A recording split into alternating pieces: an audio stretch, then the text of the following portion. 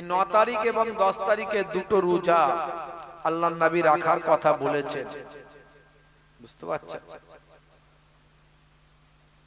9 তারিখ আর 10 তারিখ অত্যন্ত গুরুত্বপূর্ণ। এই মুহররম মাস, এই মুহররম মাসের রোজা রমজান মাসের রোজার পরে সবচেয়ে গুরুত্বপূর্ণ রোজা। যদিও ফরজ নয়, নফল রোজা, তবে এই নফল রোজা হলেও এই নফল রোজাটার মর্যাদা অনেক বেশি। জোরে বলুন সুবহানাল্লাহ। নফল রোজা রাখতে গেলে সাহেরি আপনাকে খেতেই হবে, সাহেরি খেতে হবে। জি হ্যাঁ ভাইরা আমার, তরুণ যুবকেরা আমার, মুরব্বিয়ানেরা আমার, এই 10 তারিখের রোজাটা একেবারে সেই ইহুদি নাসারা থেকে শুরু করে সবাই রাখত, সবাই রাখে। আল্লাহর নবী মদিনা শরীফে গিয়ে দেখেন ইহুদিরাও এই 10 তারিখের রোজা রাখছে। 10 তারিখের রোজা ইহুদিরাও রাখছে। আল্লাহর নবী বললেন, তোমরা কেন রোজা রাখো 10 তারিখে? এই আশুরার দিনে কেন রোজা রাখো? তারা বলল, মুসা আলাইহিস সালামকে আল্লাহ তাআলা ফেরাউনের কবল থেকে হেফাজত করেছিল, তাই শুকরিয়া আদা করে আমরা 10 তারিখে রোজাটা রাখি। আল্লাহর নবী বললেন, মুসা নবী, তিনি আল্লাহর নবী, আমিও আল্লাহর নবী, তাই ওই দিনে 10 তারিখে রোজা রাখার হক আমাদের বেশি। 10 তারিখে রোজা রাখার হক আমাদের বেশি, তাই আমরা 10 তারিখে রাখবো। সাহাবায়ে কেরামরা বললে, হুজুর ইহুদিরাও তো 10 তারিখে রাখে। আল্লাহর নবী বলে, আমরা শুধু 10 তারিখে রাখবো না, আগামী বছর থেকে 9 তারিখেও রাখবো। জোরে বলুন সুবহানাল্লাহ। তাই 2 দিন রোজা রাখা অত্যন্ত গুরুত্বপূর্ণ। এই মুহররম মাস আমাদের উপর দিয়ে যাচ্ছে, কত পবিত্র মাস। হারাম মাসগুলোর মধ্যে একটা মাস হলো মুহররম মাস। হারাম মাস মানে হলো পবিত্র মাস। আল্লাহ রাব্বুল আলামিন এই মুহররম মাসকে শাহরুল্লাহ বলেছেন, আল্লাহর মাস বলেছেন। জোরে বলুন সুবহানাল্লাহ। এই মুহররম মাস আরবি মাসের প্রথম মাস। এই মুহররম মাস আল্লাহর দরবারে পবিত্র মাস। এই মুহররম মাস অনেক বরকতময়, পুণ্যময় মাস। এই মুহররম মাসই উম্মতে মুহাম্মাদির জন্য শোকের মাস, দুঃখের মাস। কারণ এই মাসেতে রাসূলের কলিজার টুকরা নওয়াসায়ে রাসূলরা, হুজুরের কলিজার টুকরা আহলে বায়াতের খানদানেরা এই মুহররম মাসের 10 তারিখ তারা শুহাদায়ে কারবালার জমিনে শাহাদাত বরণ করেছিলেন। বলেন ইন্না লিল্লাহি ওয়া ইন্না ইলাইহি রাজিউন। কম বেশি আমরা সকলেই জানি, বুঝতে পারছেন। অথচ এই মুহররম মাসে শুহাদা হুজুরদের স্মরণে কিছু মানুষ কি করছে, যেই মুহররম মাসের চাঁদ উঠে গেল অমনি দেখবেন রাস্তায় দৌড়দৌড়ি করছে, রাস্তায় দৌড়দৌড়ি করছে, হাতে লাঠি নিয়ে, তলোয়ার নিয়ে, যেন কারবালা মাঠ এখানেই শুরু করে দিয়েছে। বুঝতে পারছেন? কারবালা মাঠ এখানেই শুরু করে দিয়েছে। ভাইরা আমার, এই তলোয়ার নিয়ে, ঢাল তলোয়ার নিয়ে এই প্রদর্শন করে, শরীর থেকে রক্ত ঝরিয়ে একে অপরের সঙ্গে লাঠি খেলে, রাস্তা দিয়ে ডিজে বের করে, এইভাবে ইসলামে মুহররমের পালনের কথা কোথাও বলা নাই। মুখে চাবড়ানো, বুকে চাবড়ানো, জাহেলিয়াতের মতো হাই হুতাশ করে আওয়াজ করা একেবারে ডাইরেক্ট নিষেধ করা হয়েছে হাদিসের মধ্যে, কোরআন মাজিদের মধ্যে। সোহাদা হুজুরদের আপনি ভালোবাসেন, আমরা ভালোবাসি। সোহাদা হুজুরদের স্মরণে আমরা বেশি বেশি দান করব, সাদাকা করব, নামাজ পড়ব, রোজা রাখব। আমরা সোহাদা হুজুরদের আলোচনা করব, সোহাদা হুজুরদের সওয়াব রেসানি করব, সোহাদা হুজুরদের জীবন জিন্দেগির কথা আলোচনা করে তাদের সেই বেদনার কথা, দুঃখের কথা বর্ণনা করে আমরা নিজেদের জীবনকে আত্মশুদ্ধি করব, আমরা আমাদের হৃদয়কে পরিশুদ্ধ করব। আমরা সোহাদা হুজুরদের জন্য চোখের পানি ফেলবো, তেলাওয়াত করব। এটাই প্রকৃত শোক পালন। ওইভাবে তলোয়ার নিয়ে, ঢাল নিয়ে, ডিজে বাজিয়ে, রাস্তায় দৌড়াদৌড়ি করে, শরীর থেকে রক্ত ঝরিয়ে, এটা ভালোবাসার বহিঃপ্রকাশ নয়। এক শ্রেণীর মানুষ তারা এগুলো করছে, মনে মনে করছে তারাই নাকি সবচেয়ে ভালো, তারাই নাকি সবচেয়ে ভালো। আপনার সোহাদা হুজুরদের নাকি তারা বেশি ভালোবাসে। আর যারা ওই ঢাল তলোয়ার নিয়ে আর আপনার কি বলে শরীর থেকে রক্ত ঝরিয়ে, গা থেকে রক্ত ঝরিয়ে যারা শরীরকে আহত করছে না, তারা নাকি ভালোবাসে না। যারা রক্ত ঝরাচ্ছে শরীর থেকে, তারা নাকি হুজুরদের বেশি ভালোবাসে। কিছু মানুষের এরকম ধারণা আছে না নাই? এটা প্রকৃত ইসলাম নয়। আপনি যা খুশি নিজের মন গড়া তৈরি করতে পারেন না ইসলামে। ইসলামের নির্দেশ আপনাকে মানতে হবে কোরআন এবং হাদিসের আলোকে। কোরআন মাজিদ এবং হাদিস পাকে ডাইরেক্ট যা বলা হয়েছে এর বাইরে আপনি যেতে পারেন না। এটা হলো গণ্ডি, এটা হলো সূত্র, এটা হলো সার্কেল, এটা হলো নির্দেশনা, এটা হলো রুলস, এটা হলো আপনার জন্য ভাই আমার কি বলবো পথ। এই পথের বাইরে আপনি যেতে পারেন না। জি না ভাইরা আমার, দাদা হুজুর পীর কেবলা রাহমাতুল্লাহ আলাইহি আমার আপনার থেকে সোহাদা হুজুরদের বেশি ভালোবাসতেন না কম? জোরে বলেন। আমি আপনি দাদা হুজুর, আমি আপনি সোহাদা হুজুরদের ভালোবেসে বলছি শরীর থেকে রক্ত একটু না বের করলে ভালোবাসা হয় না? একটু ঢাল তলোয়ার নিয়ে লাপালাপি দৌড়দৌড়ি না করলে কি বেশি ভালোবাসা হলো? হ্যাঁ, ওই দিন একটু ডিজে বের করে, একটু রাস্তায় বেরিয়ে, একটু হই হই করে তবে তো ভালোবাসা হলো।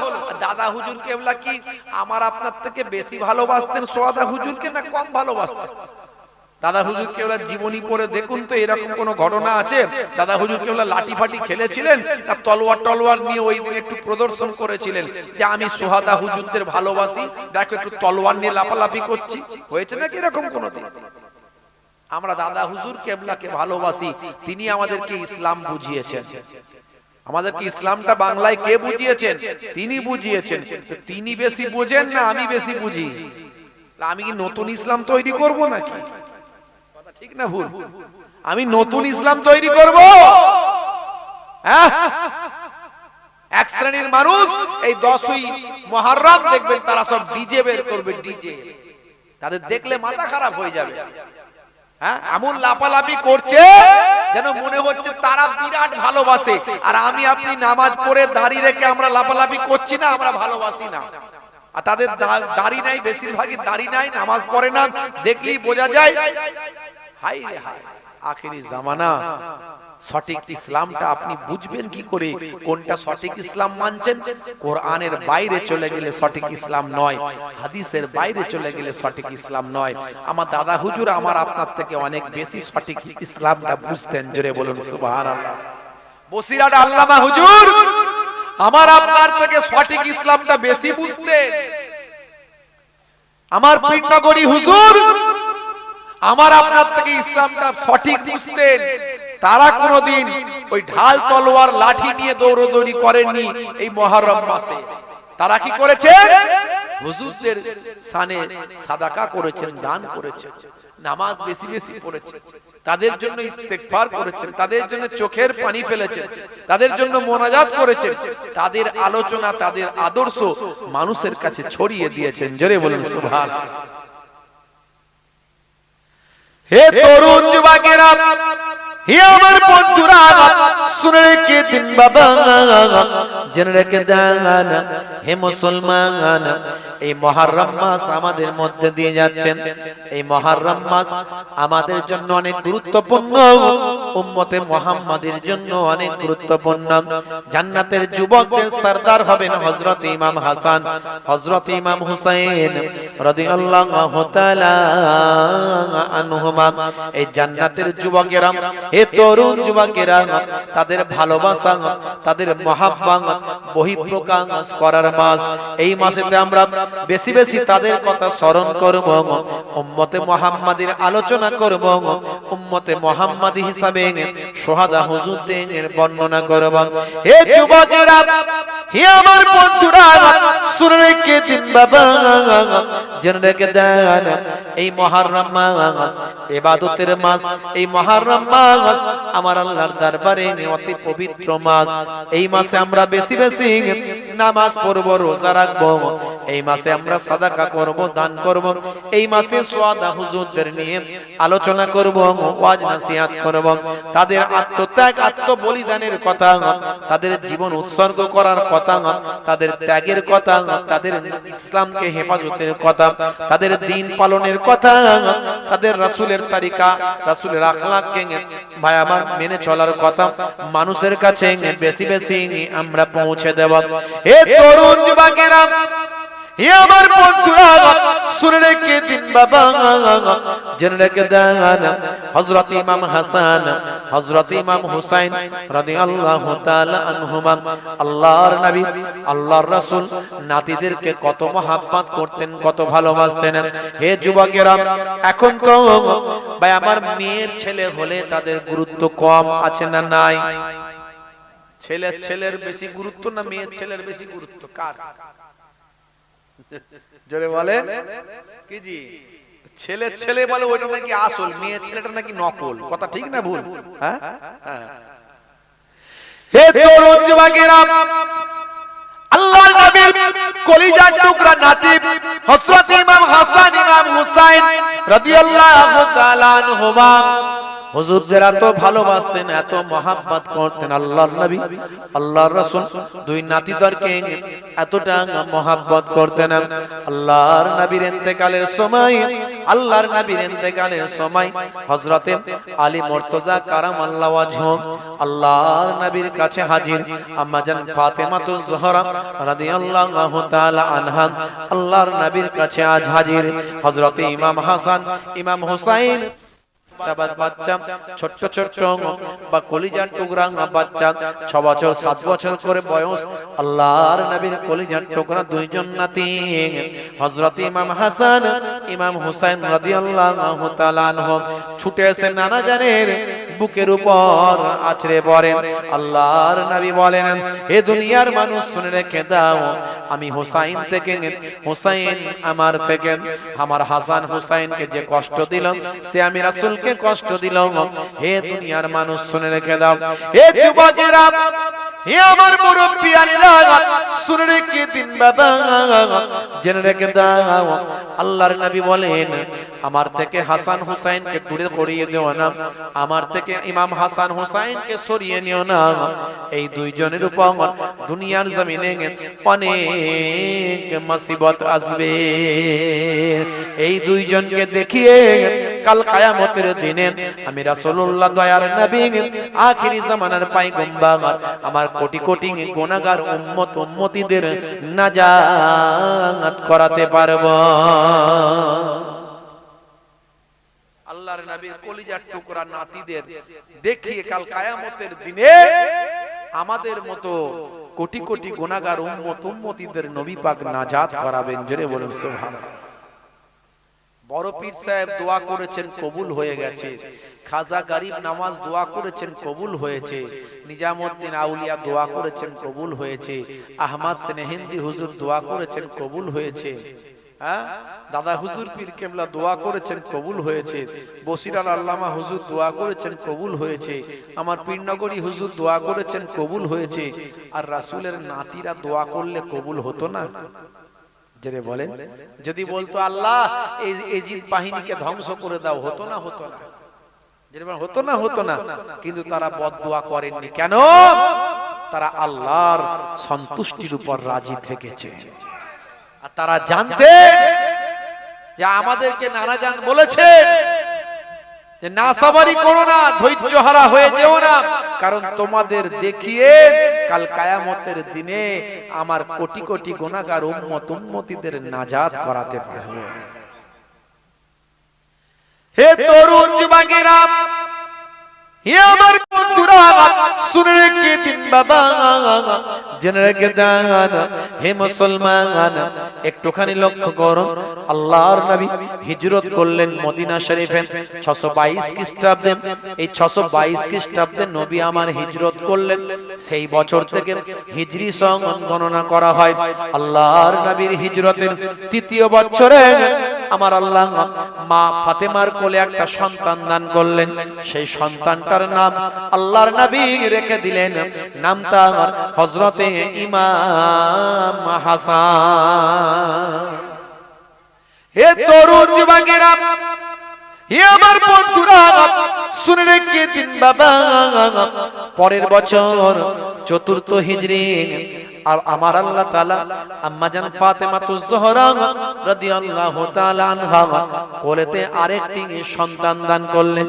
এই সন্তানটার নাম আমার আপনার নবী আখিরি জামানার পয়গম্বর নাম রাখলেন ইমাম হুসাইন। এ তরুণ যুবকেরা, হে আমার বন্ধুরা, শুনে রেখে দিন বাবা, আল্লাহর নবীর কাছে মদিনা শরীফে ইমাম হাসান হুজুর, ইমাম হুসাইন হুজুর ছোট্ট থেকে রাসূলের কাছে লালন পালন হতে থাকে। আল্লাহর নবী তাদের বড় ভালোবাসেন, নাতিরাও রাসূলে পাককে বড় ভালোবাসেন। এত মহব্বত, এত ভালোবাসা আর দেখা যায় না। হে তরুণ যুবকেরা, হে আমার বন্ধুরা, আল্লাহর নবী বাচ্চাদেরকে সন্তুষ্ট করতেন, সর্বদা পেরেশান থাকেন। আল্লাহর নবী যখন নামাজে যান, সিজদায় যখন যান, আল্লাহর নবীর পিঠের উপর ইমাম হাসান ইমাম হুসাইন উঠে পড়েন। নবী আমার সিজদা থেকে এত আস্তে আস্তে ওঠেন যাতে আমার কলিজার টুকরা নাতিরা জমিনে না পড়ে যায়। হে তরুণ যুবকেরা, হে আমার বন্ধুরা, শুনে রেখে দিন বাবা, জেনে রেখে দেন। হে মুসলমান, একদিনকার ঘটনা, আল্লাহর নবী ওয়াজ করছেন বাবা। যখন নবী আমার ওয়াজ করতেন, তখন ইমামরা, ইমাম হাসান ইমাম হুসাইন রাসূলের কলিজার টুকরা নাতিরা রাসূলে পাকের সামনে আসতেন, রাসূলের কোলের উপর বসে পড়তেন, রাসূলের পাশে বসে বসে তারা ফায়েজ হাসিল করতেন। হে তরুণ যুবকেরা, আল্লাহর নবীর ওয়াজ করতে অসুবিধা যদি হয়, এই জন্য সাহাবায়ে কেরামেরা চেষ্টা করতেন বাচ্চারা যাতে রাসূলের কাছে তারা নাচতে পারে, একটু যাতে দূরে দূরে থাকে। রাসূল যখন ওয়াজ করবেন তখন যেন বাচ্চারা নাচতে পারে। হে যুবকেরা শুনুন, হে তরুণেরা শুনে রেখে দেন, আল্লাহর নবী নাতিদের কি মহব্বত করেন, নাতিদের কি প্যার করেন। আল্লাহর নবী এমন সময় ওয়াজ করছেন বাবা, সাহাবায়ে কেরামেরা কয়েকজন লক্ষ্য রাখছেন নাতিরা যেন রাসূলের কাছে না চলে আসেন, তাহলে রাসূলের ওয়াজ করতে ব্যাঘাত হবে, ওয়াজ বন্ধ হয়ে যাবে। হে তরুণ যুবকেরা, এমন সময় আল্লাহর নবী ওয়াজ করছেন, আর ওদিকে হযরত ইমাম হুসাইন রাদিয়াল্লাহু তাআলা আনহু রাসূলের কলিজার টুকরা নাতি দয়ার নবীর কাছে আসছেন। আল্লাহর নবীর কাছে যখন আসবেন ছোট্ট ইমাম হুসাইন, তখন সাহাবী বাধা দিচ্ছেন, ভাই হুসাইন যাবেন না, যাবেন না, আপনার নানাজান ওয়াজ করছেন, গভীর মনোযোগ দিয়ে সাহাবায়ে কেরামের ওয়াজ শুনছেন, আপনি যদি নানাজানের কাছে চলে যান তাহলে আপনার নানাজানের ওয়াজ করা বন্ধ হয়ে যাবে, সাহাবায়ে কেরামদের ওয়াজ শোনা বন্ধ হয়ে যাবে, আপনি যাবেন না, যাবেন না। সেই সময় ছোট্ট বয়স হযরত ইমাম হুসাইন রাদিয়াল্লাহু তাআলা আনহু বলেন, ও আমার নানাজানের মুরিদেরা, ও আমার নানাজানের ফলোয়ার্সরা, ও আমার নানাজানের সাহাবায়ে কেরামেরা, শুনে রেখে দেন, জেনে রেখে দেন, আপনারা আমার নানাজানকে নিয়ে ব্যস্ত থাকেন, আমাকে আমার নানাজানের কাছে আসতে দেন না। শোনেন শোনেন শোনেন, আমার নানাজানের থেকে আমার সম্মান অনেক বেশি, আমি আমার নানাজানের থেকে আমি অনেক বড়। আপনারা আমাকে আমার নানাজানের কাছে আসতে দেন না, নানাজানকে নিয়ে ব্যস্ত থাকেন, আর আমাকে নানাজানের কাছে যেতে দিচ্ছেন না। আপনারা জানেন না আমার নানাজানের থেকে আমি কিন্তু বড়, আমার অনেক বেশি মর্যাদা। যদি বলুন সুবহানাল্লাহ। এমন সময় সাহাবারা শুনতে পেয়ে গেছে ইমাম হুসাইন রাদিয়াল্লাহু তাআলা আনহু এই কথা শুনে হযরত আলী মুর্তজা কারামাল্লাহু ওয়াজহু গিয়ে রাগান্বিত হয়েছেন। এত বড় কথা, তোমার নানাজান রাসূলে পাক আখেরি জামানার পয়গম্বর, তার সম্পর্কে এত বড় কথা একটা টুক করে দিয়েছেন মেরে, বুঝতে পারছেন? আর যত মেরেছে তত আরো চিৎকার, আরো হইচই, আরো চেঁচামেচি, বুঝতে পারছেন? আল্লাহর নবী ওয়াজ বন্ধ করে দিয়েছে। কি হলো, কি হলো? ইমাম হুসাইন, আমার হুসাইন কেন কাঁদছে? এই নিয়ে এসো, নিয়ে এসো, তাকে নিয়ে এসো। সেই আল্লাহর নবী ওয়াজ বন্ধ করে দিলেন, দিয়ে ইমাম হুসাইনকে সামনে নিয়ে আসা হলো। ইমাম হুসাইন কাঁদছেন। এই কান্না দেখে হযরত আলী রাদিয়াল্লাহু তাআলা আনহুকে রাসূলে পাক বললেন, কেন মারলে, কেন বকলে? আমার হুসাইনকে আমার কাছে কেন আসতে দাও না, কেন আসতে দাও না, কেন এরকম করো? আল্লাহর নবী বকাবকি করলেন, পরে বললেন, আচ্ছা বলো তো হুসাইন, কোলের কাছে বসিয়ে বলেন, বলো তো হুসাইন, আমি শুনতে পেয়েছি যে তুমি বলেছো তুমি নাকি আমার থেকে বড়, তো কোন দিক থেকে বড়, কিভাবে বড়, একটু খুলে বলো তো দেখি।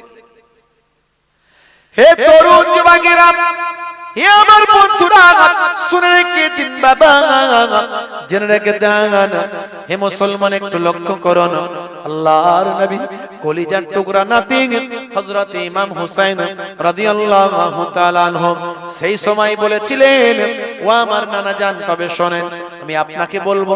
বলে হ্যাঁ বলো। সেই সময় দয়ার নবীকে, সেই সময় ভাই আমার ইমাম হুসাইন হুজুর বলেছিলেন, আচ্ছা বলুন তো দেখি, আচ্ছা বলুন তো দেখি নানাজান, আপনার থেকে আমি বড় কি বড় না? এক্ষুনি শোনাচ্ছি, শুনুন। আচ্ছা বলুন তো দেখি আপনার আব্বার নাম কি? আপনার আব্বা, আপনার আব্বার পরিচয় কি? বলে আমার আব্বার নাম হলো আব্দুল্লাহ। আচ্ছা বলুন তো নানাজান, আপনার আব্বার সারা পৃথিবীর মানুষ কিভাবে চেনেন? আপনার আব্বার কত মর্যাদা, আপনার আব্বার কত সম্মান, আর আপনি জানেন আমার আব্বার নাম কি? আমার আব্বার নাম হলো শেরে খোদা আসাদুল্লাহিল গালিব হযরতে আলী মুর্তজা কারামাল্লাহু ওয়াজহু। আমার আব্বা ঘোষিত জান্নাতি, আমার আব্বা হলেন জান্নাতের মধ্যে তিনি ঘোষিত আশারায়ে মুবাশশিরা 10 জনের ভিতরে একজন। আমার আব্বা জান হলেন শেরে খোদা, আমার আব্বা জানের মর্যাদা সারা পৃথিবীর মানুষ আমার আব্বা জানের মর্যাদা জানে। হে তরুণ যুবকেরা, হে আমার বন্ধুরা, শুনে রেখে দিন বাবা, জেনে রেখে দেন, এমন সময় হযরত ইমাম হুসাইন রাদিয়াল্লাহু তাআলা আনহু বললেন, আচ্ছা বলুন তো নানাজান, আপনার আম্মা জানের পরিচয় দিন। কে আপনার আম্মা জান?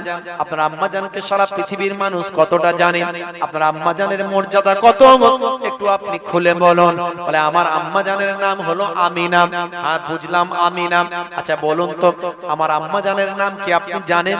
শোনেন তবে, আমার আম্মা জানের নাম হলো খাতুনে জান্নাত, জান্নাতের মহিলাদের সরদারিনী। আমার আম্মা জান হলেন রাসূলের কলিজার টুকরা কন্যা। আমার আম্মা জান হলেন আম্মা জান ফাতেমা। আমার আম্মা জানের নাম সম্মান, আমার আম্মা জানের ইজ্জত সারা পৃথিবীর মানুষ জানে। আচ্ছা বলেন তো নানা জান, আপনার নানা জানের নাম কি? আপনার নানা জানের পরিচয় কি? আপনার নানা জানকে কে চেনে? আপনি কি জানেন আমার নানা জানের নাম কি? আমার নানা জানকে, আমার নানা জানের পরিচয় কি? তবে শোনেন, নানা জান, আমার নানা জান হলেন আখিরি জামানার পয়গম্বর, জগতের শেষ নবী জনাবে মুহাম্মদুর রাসূলুল্লাহ সাল্লাল্লাহু আলাইহি ওয়াসাল্লাম। আমার নানা জান হলেন জগতের বিখ্যাত নবী, আমার নানা জান হলেন নবীদের নবী। কে বড় বলেন? আল্লাহর নবী মুচকি হেসে বললেন, ভাই হুসাইন, আমি হেরে গেছি, তুমি আমার থেকে বড়। জোরে হবে না? এতটাই মোহাব্বত করতেন দয়ার নবী নাতিদেরকে, বুঝতে পারছেন? এতটাই সম্মান করতেন মেয়ের ছেলেকে। এখন তো মেয়ের ছেলেদের ইজ্জত অত বেশি নাই, কিন্তু আল্লাহর নবী ইজ্জত দিয়েছেন। বাপ, হে তরুণ যুবকেরা, হে আমার বন্ধুরা, শুনে রেখে দিন বাবা, জেনে রেখে দেন হে মুসলমান, সেই ইমাম হাসান ইমাম হুসাইন রাদিয়াল্লাহু তাআলা আনহুমা, এই দুইজন আল্লাহর নবীর দেখানো পথে রাসূলের আদর্শে আদর্শবান হয়ে নানা জানের দ্বীনকে, ইসলামকে মানুষের কাছে পৌঁছে দেবার জন্য তারা আস্তে আস্তে বড় হতে লাগলেন। হে তরুণ যুবকেরা, হে আমার বন্ধুরা, ভাইরা আমার, তরুণ যুবকেরা, দেখতে দেখতে দেখতে দেখতে এমন একটা সময় চলে এলো, ভাইরা আমার, ভাই আমার, দোস্ত আমার, হযরতে আবু বকর সিদ্দিক রাদিয়াল্লাহু তাআলা আনহু, আল্লাহর নবীর ইন্তেকালের পরে ভাই আমার 2 বছর কয়েক মাস তিনি খেলাফতি করলেন। তারপরে হযরতে ওমর ফারুক রাদিয়াল্লাহু তাআলা আনহু ভাই আমার 10 বছর খেলাফতি করলেন। তারপরে হযরতে ওসমান জিন্নুরাইন ভাই আমার 12 বছর খেলাফতি করলেন। তারপরে হযরতে আলী মুর্তজা কারামাল্লাহু ওয়াজহু 5 বছর কয়েক মাস খেলাফতি করলেন। হে তরুণ যুবকেরা, হযরতে আবু বকর সিদ্দিক রাদিয়াল্লাহু তাআলা আনহু যখন শামে সৈন্য পাঠিয়েছিলেন বাবা, সেই সময় দেখতে পাওয়া যায়, ভাইরা আমার, তরুণ যুবকেরা, হে আমার মুরব্বিয়ানেরা, শুনে রেখে দিন, জেনে রেখে দিন বাবা, হে মুসলমান, ইয়াজিদ বিন সুফিয়ানের সঙ্গে যাকে পাঠিয়েছিলেন তিনি হলেন আমিরে মাবিয়া রাদিয়াল্লাহু তাআলা আনহু, যিনি হলেন কাতেবে ওহী। আল্লাহর নবীর কাছে যে কোরআন মাজিদ আসতো, সেই কোরআন মাজিদ ভাই আমার যে কজন লিপিবদ্ধ করতেন, তার মধ্যে একজন হলেন হযরতে আমিরে মাবিয়া। নবীর সাহাবাদের গালি দেয়া যাবে, থাকবে যেমন থাকবে। আমিরে মাবিয়া, তার সম্পর্কে অনেকে গালমন্দ করে, বুঝতে পারছেন? তার সম্পর্কে গালমন্দ করে। আমিরে মাবিয়া ছিলেন একজন কাতেবে ওহী, ওহীর লেখক। আল্লাহর নবীর কাছে যখন কোরআন মাজিদ আসতো, যে কজন লিখতেন তার মধ্যে উনিও একজন। জেনে বলুন সুবহানাল্লাহ। এই জন্য সাহাবায়ে কেরামদের ভুল ধরতে যাবেন না। এক শ্রেণীর মানুষ বেরিয়েছে, তারা এই সোহাদা কারবালা হুজুরদেরকে নিয়ে আমিরে মাবিয়া হুজুরকে গালাগালি করে, খারাপ কথা বলে। ঈমান থাকবে? যেমন থাকবে। আসহাবিকান নাজুম, আল্লাহর নবী বলছেন, আসহাবিকান নাজুম বিআইহিম ইক্তাদাইতুম ইহতাদাইতুম, আমার সাহাবায়ে কেরামেরা হলেন আকাশের নক্ষত্রের ন্যায়, যে কোন সাহাবীকে অনুসরণ করবে হেদায়েত প্রাপ্ত হয়ে যাবে। আমিরে মাবিয়া সাহাবায়ে কেরামদের মধ্যে একজন ছিলেন। হযরত আবু বকর সিদ্দিক রাদিয়াল্লাহু তাআলা আনহু, তিনি ইয়াজিদ বিন সুফিয়ানের সঙ্গে শামে পাঠিয়েছিলেন সৈন্য। সেই সৈন্যদের ভিতরে ইয়াজিদ বিন সুফিয়ানের সঙ্গে ছিল হযরতে আমিরে মাবিয়া রাদিয়াল্লাহু তাআলা আনহু। ইয়াজিদ বিন সুফিয়ানের ইন্তেকালের পরে শামের গভর্নর হয়ে গেলেন কে? হযরতে আমিরে মাবিয়া রাদিয়াল্লাহু তাআলা আনহু। হযরতে আবু বকর সিদ্দিক রাদিয়াল্লাহু তাআলা আনহুর জামানাতে শামের দায়িত্বে তিনি ছিলেন। হযরতে ওমর ফারুক রাদিয়াল্লাহু তাআলা আনহু যোগ্য শাসক হিসাবে, ইসলামের ধারক ধারক, ইসলামের হেফাজতকারী হিসাবে হযরতে ওমর ফারুক রাদিয়াল্লাহু তাআলা আনহু তিনি আমিরে মাবিয়াকে সেই দায়িত্বে বহাল রাখলেন এবং দায়িত্ব বাড়িয়ে দিলেন। যদি ওসমান জিন্নুরাইনের জামানাতেও তিনি দায়িত্ব পালন করলেন। এইভাবে একটা ক্ষমতার মধ্যে ছিলেন। 4 খলিফার পরে তারপর দেখা গেল তিনি খেলাফতি দায়িত্ব গ্রহণ করলেন। এই নিয়ে গন্ডগোল হয়েছিল, এই নিয়ে মতপার্থক্য হয়েছিল, এটা সাহাবায়ে কেরামদের ভিতর হয়েছিল। এ ব্যাপারে আমরা নাক গলানোর ক্ষমতা নাই, আছে ভাই? তারা ইসলামের প্রচার প্রসার, ইসলামের হেফাজতের জন্য তারা যে সিদ্ধান্ত নিয়েছেন সেটা তাদের ব্যাপার, এ ব্যাপারে আমরা কোনো কথা বলতে পারবো না, বুঝতে পারছেন? তবে ইয়াজিদের ব্যাপারে আমরা কথা বলতে পারি, কারণ ইয়াজিদ সোহাদা হুজুরদের শহীদ করেছিলেন।